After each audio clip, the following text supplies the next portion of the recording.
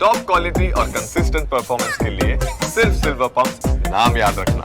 પુલાવ હોય કે બાસમતી, દરેકને એક પ્રશ્ન તો જરૂરથી થાય કે રાઈસ કયો છે. આપણા ભારતીયના દરેક સેલિબ્રેશનમાં રાઈસ એટલે કે બાસમતી રાઈસ કે જે એક જરૂરથી પાર્ટ હોય છે. હવે આ રાઈસ પ્લેટ એરોપ્લેનથી સ્ટોક માર્કેટમાં એટલે કે દલાલ સ્ટ્રીટ પર એન્ટ્રી કરવા જઈ રહી છે. મીન્સ કે એરોપ્લેન રાઈસ કે જે હવે આઈપીઓ લઈને આવી રહ્યું છે. તો આવો આપણે હવે આઈપીઓને આરામથી ડિકોડ કરીએ કે કંપનીના મેનેજમેન્ટ સાથે વાત કરીએ કે વોલ ટાઈમ ડિરેક્ટર જે રાहुल सूरी છે આપણી સાથે જોડાઈ ગયા છે. એમની સાથે જાણીए कि कंपनी નું फ्यूचर आउटलुक શું છે. सर सबसे पहला तो आपका स्वागत है गुजरात में. मेरा पहला क्वेश्चन यही है कि मास स्ट्रेटेजी वर्सेस प्रीमियम कि बासमती सेगमेंट जो होता है मार्केट उसमें दो सेगमेंट होते हैं, एक तो प्रीमियम है और दूसरा है मास सेगमेंट. तो आपका कंपनी का जो फ्यूचर ग्रोथ है वो कहाँ पे ज़्यादा रहेगा? प्रीमियम पे आप ज़्यादा फोकस करोगे या फिर वॉल्यूम ग्रोथ के लिए बासमती राइस को आप ज़्यादा फॉलो करोगे? एज ए कंपनी हम बासमती राइस को फॉलो करते हैं और बासमती राइस ही हमारा मेन प्रोडक्ट है जिसको हम करते हैं. इसमें प्रीमियम और नॉन प्रीमियम दोनों प्रोडक्ट्स हैं और कंपनी दोनों को ही ध्यान में रखते हुए चलती है. वैसे जिस तरह से लोगों की पर कैपिटल इनकम बढ़ रही है, प्रीमियम की तरफ रोजगार लोगों का बढ़ता जा रहा है. तो ऐसा लगता है कि कंपनी को प्रीमियम की तरफ अपने आप बढ़ना पड़ेगा. Okay, next question is regarding export कि वी ऑल नो कि राइस जो बिजनेस है उसमें वो एक एक्सपोर्ट ड्रिवन है, स्पेशली मिडल ईस्ट है, ग्लोबल मार्केट में.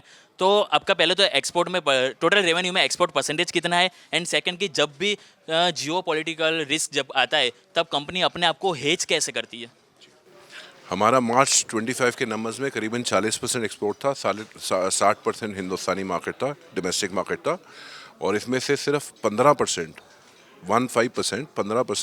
हमारा मिडल ईस्ट था.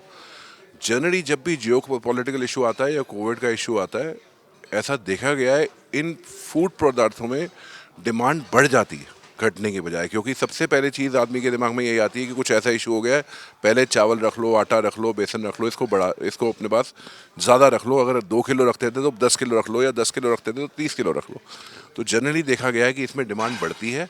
थोड़ा सा लॉजिस्टिकली चैलेंज आता है जो कि बेसिकली मिडल ईस्ट में पिछले 10 दिन में था, लेकिन धीरे धीरे वहाँ के पोर्ट्स खुलते जा रहे हैं. जैसे यूएई में कोरफकान पोर्ट खुल गया जहाँ से आप ट्रकिंग करके ऑलमोस्ट पूरे गल्फ़ को लेके जा सकते हैं. सोहर सलाला ओमान का खुल गया जहाँ से आप पूरा ट्रकिंग करके ले जाते हैं. इधर अगर आप देखेंगे सऊदी अरेबिया में जो गल्फ़ ऑफ हार्मूज़ के बिल्कुल उल्टी तरफ है वो जद्दा पोर्ट खुला हुआ है जहाँ से आप लेके जा सकते हैं. और कंज्यूमर इसकी जो बढ़ी हुई कॉस्ट है लॉजिस्टिक्स की, जो कि ज़्यादा परसेंटेज में ज़्यादा नहीं है. जैसे कि फ्रेट तो डबल हो गया, लेकिन अगर आप चावल के ऊपर देखेंगे तो उसका इफेक्ट करीबन 3 से 5% बढ़ के आएगा. लेकिन कंज्यूमर और जो क्लाइंट्स हैं वो इस कॉस्ट को फुली बेयर करने को तैयार है बिकॉज ऑफ इंक्रीज डिमांड. सो मुझे लगता है कि जैसे जैसे पोर्ट्स खुलते जाएंगे उल्टा डिमांड बढ़ने के ज़्यादा आशंका हो सकती है. Okay, next question is regarding raw material risk कि राइस बिजनेस में हमें पता है कि जो रॉ मटेरियल जो प्रोक्योरमेंट होता है वो largely agriculture output and monsoon पे ज़्यादा डिपेंड होता है. तो कंपनी जब भी रॉ मटेरियल वॉलेटिलिटी प्राइस पे आती है तो वो मार्जिन पे इम्पेक्ट ना करे, उसलिए कंपनी कौन से स्टेप्स है वो फॉलो करती है? सो कंपनी ये काम 40 साल से कर रही है और मैनेजमेंट ये 40 साल से कर रही है. की मैनेजमेंट पोजीशंस और जो प्रमोटर्स हैं इस बात को 40 साल से देख रहे हैं और इसको कर पा रहे हैं. तो इसमें तो ये 40 इयर्स की लेगेसी ही काम आएगी कि आपको कब एग्जैक्टली माल ख़रीदना है. और यही आपकी बेस्ट यूएसपी है कि आप कब सही टाइम पे माल ख़रीदें.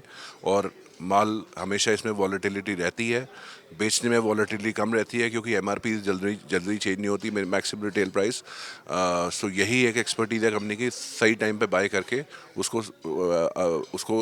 एज करा जाए और एज करके उसको प्रोडक्ट बेचा जाए. One last question is regarding product differences. जैसे मार्केट में KRBL, LT फूड्स जैसे स्ट्रॉन्ग प्लेयर्स ऑलरेडी प्रेजेंस है, तो कंपनी अपने आप को डिफरेंशिएशन कैसे करती है अपने दूसरे कॉम्पिटिटर से? इसके लिए तो मैं आग्रह करूँगा आप सब व्यूअर्स को कि आप एक बार खा के देखें तो आपको डिफरेंस पता लग जाएगा.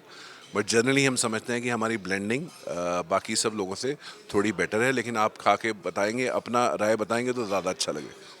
Wish you all the best for the IPO sir. Thank you.